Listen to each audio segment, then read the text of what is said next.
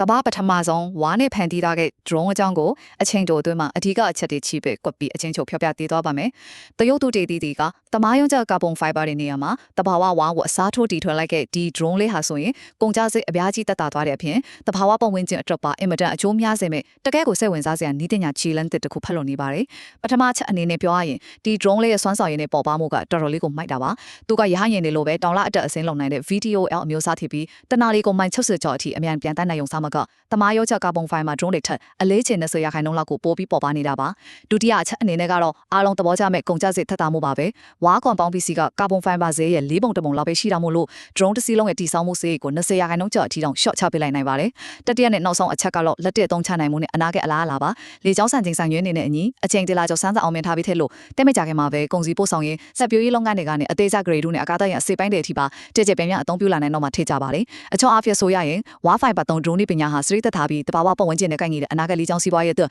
တကယ်ကိုအကောင်းဆုံးစမ်းသပ်တီထွင်မှုတစ်ခုထည့်လာပါပြီဒီလိုအကြောင်းအရာတွေသိချင်ရင် like and follow ထားကြအောင်နော်